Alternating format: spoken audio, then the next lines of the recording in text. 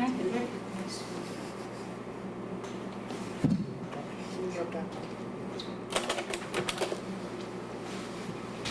This is our airstrip.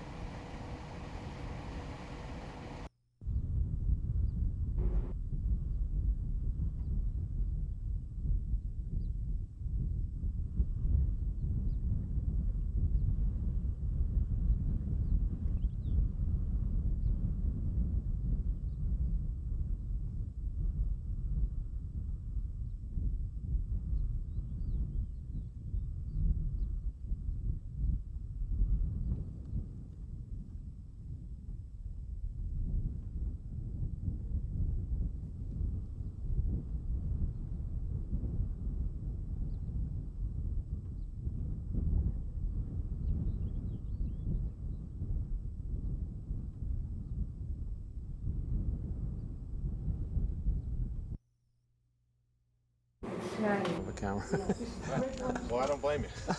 The people that want to be on TV, I usually don't want to put on TV because they're crazy. Yeah. But what'll happen is now that I got the camera going, you'll just talk to me and try not to worry about it. I know it's hard, but you just focus on me. Okay. And we'll just talk. Okay. First question is really easy. Can I just have you say your name and spell it so I make sure I get it correctly? Anthony B. Merculief. That's last name is spelled Merculief. All right. And what do you find? What would you like us to put for a title for you? Fisherman? Yeah. Okay. Is there anything else that you do in town that we might use for a title? Well, I'm the vice president of the St. George Traditional Council. Okay. Well, first of all, for someone that's never been here before, what's it like to live out in St. George? I like it. It's my home. I've lived here all my life. That's right. There you go. Go on. And what makes St. George different from other places that you visited? Well, it's small. Population of probably 160 people. It's not like Anchorage where everything is moving so fast. It's pretty slow paced out here. That's good. And now, as far as the fishing, I just want to check the shot, make sure. I saw you out there yesterday. Mm-hmm. How's it been going so far? Pretty good. We've had 2 days of fishing. And for someone that's not familiar with, how you guys fish out here, what's the process like? You fish for halibut? Mm-hmm. Halibut is the main thing, yeah. And tell me a little bit about your past. I mean, what did you do maybe 10 years ago that you're doing differently now, as far as trying to make a living? Well, I worked for the St. George Tanakh Corporation. I was the president of Tanakh Corporation for 8 years. And now, as far as fishing, do you think you could ever make enough income off of that to live? oh yeah. Yeah. It's possible? Oh yeah. Okay. And I've been listening to you and the folks when they were talking and you guys were looking at the maps yesterday. Mm-hmm. What are some of the things that you think need to change to make this a better fishery for the people that live here on St. George?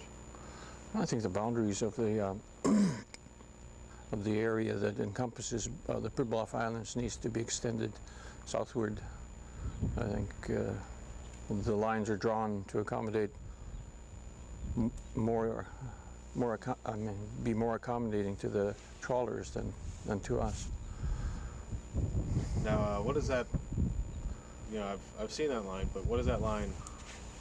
What is it? First of all, what's it called? And secondly, what can you do on either side of it? Like I said, it encompasses the Pribilof Islands, and outside of those lines, the trawlers can fish, but they can't come in there. I don't know the name. Oh, okay. And the idea was for the fur seals? The lines? Yeah. Partly, I think, yeah. Okay.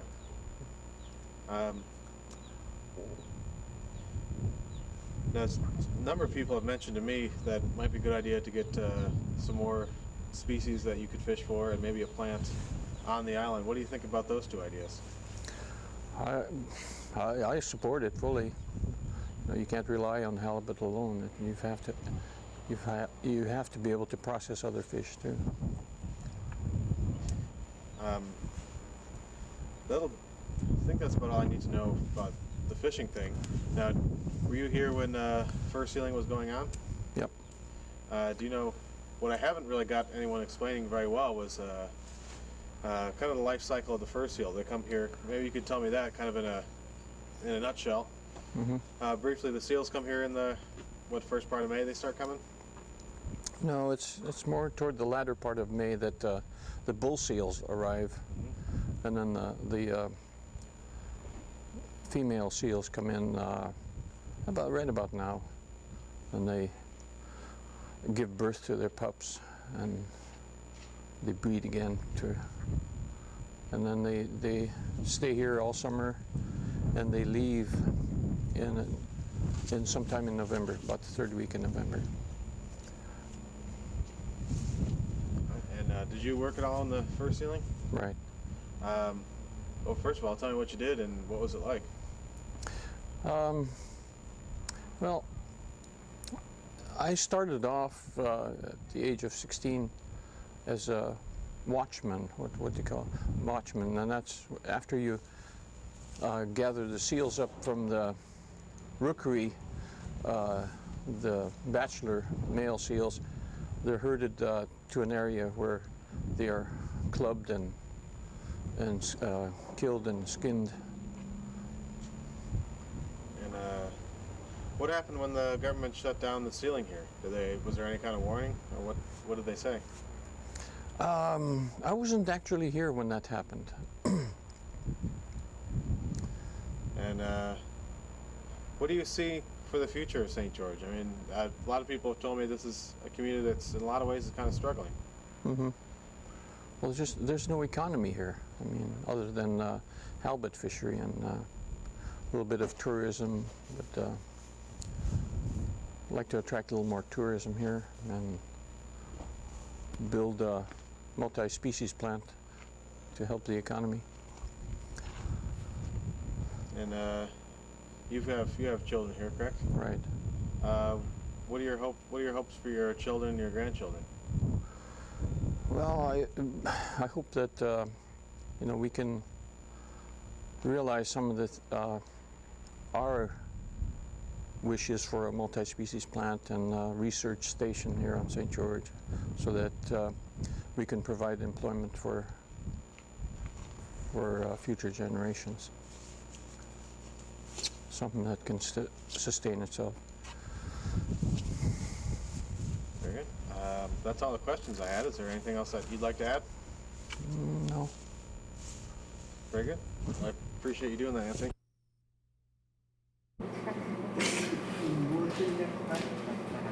Yeah, after the flood.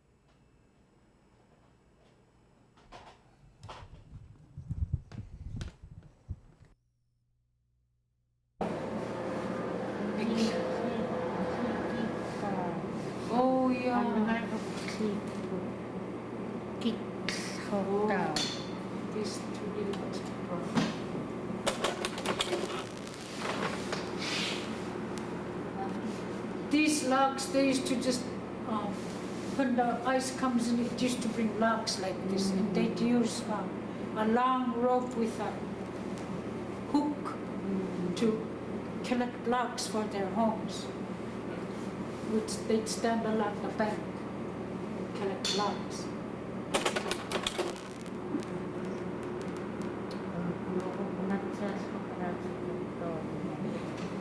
And that's that ramp that's up over here, that's where they used to put those fishing boats up.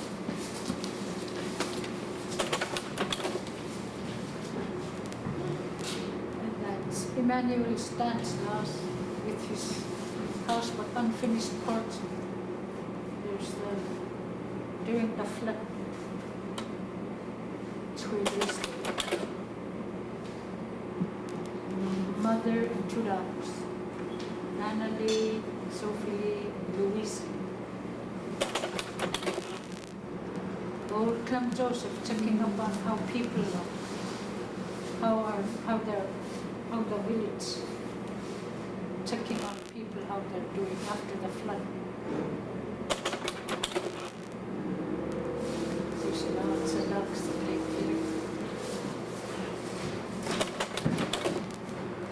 This is one of our teacher aides, Anna Marie Hansen. She was young, in front of the post office, old post office.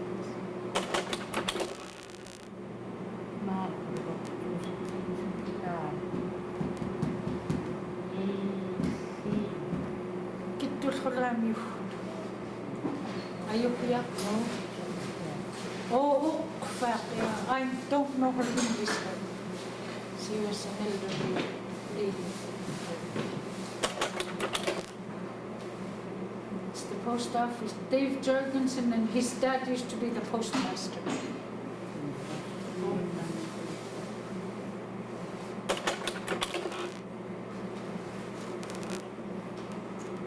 Somebody going hunting.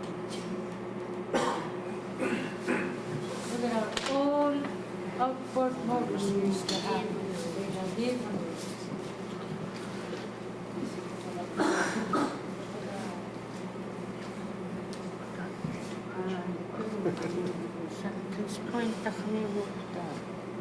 These two are from Selden's Point. Nunavik Park.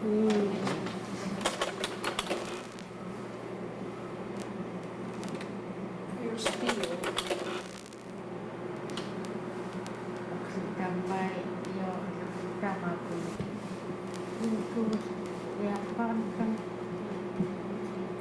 This is Zacchaeus Pye, Placid Joseph, Fred Rock, and John Chandler.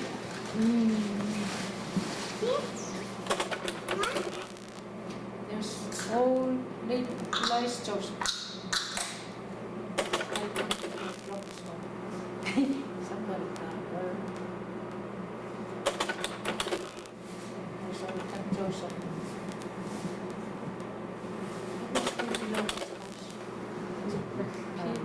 Late Pete Jorgensen, Dave, our postmaster. Kids enjoying the sand.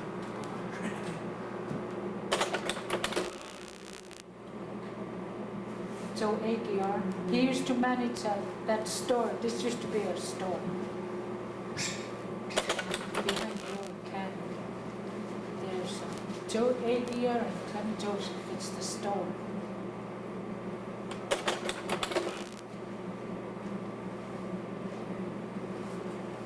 This is can put them down to fun in the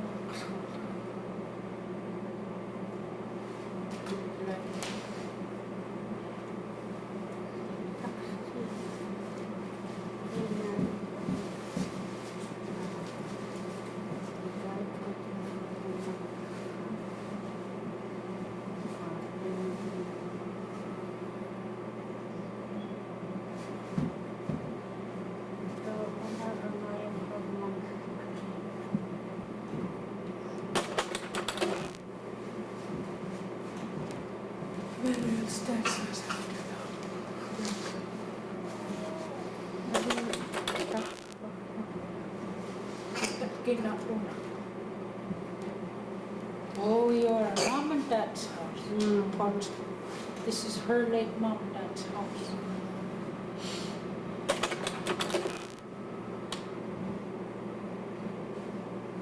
That's the tents you're talking about in the notes right there. huh? Yeah. We'd have to stay.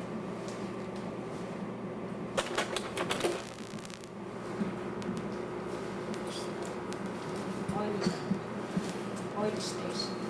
That is a good picture. They're all good pictures, aren't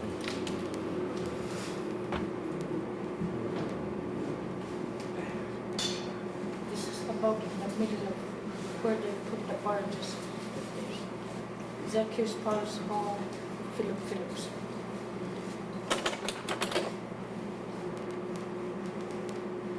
Okay, this is from behind the canyon.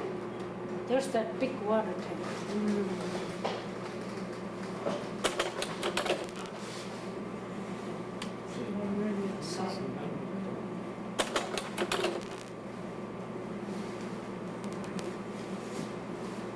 I think Elias, and when was not Elias? Elias Joseph was going to take a plane ride or something. And these guys were seal hunting a seal. You can't see the seal.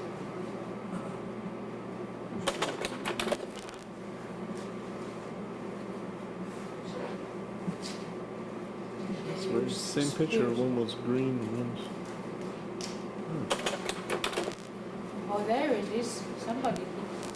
There's that seal. It's glass.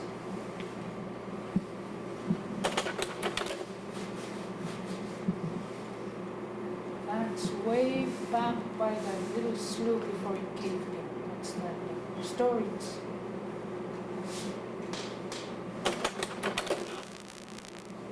Mr. John Hanson.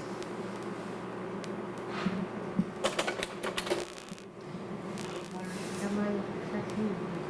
don't know.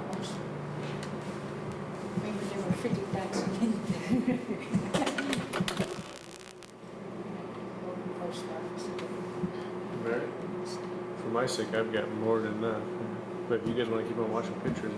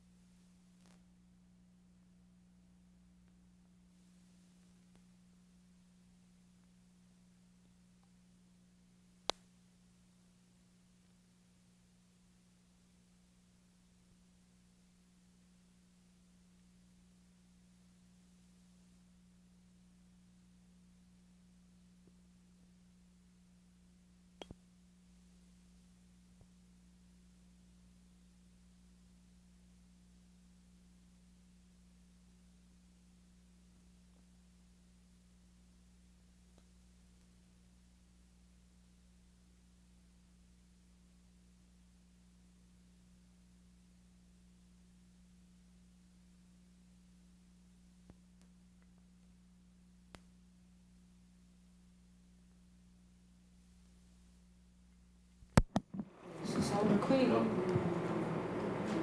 Sim, não pode ficar, ficar com fome.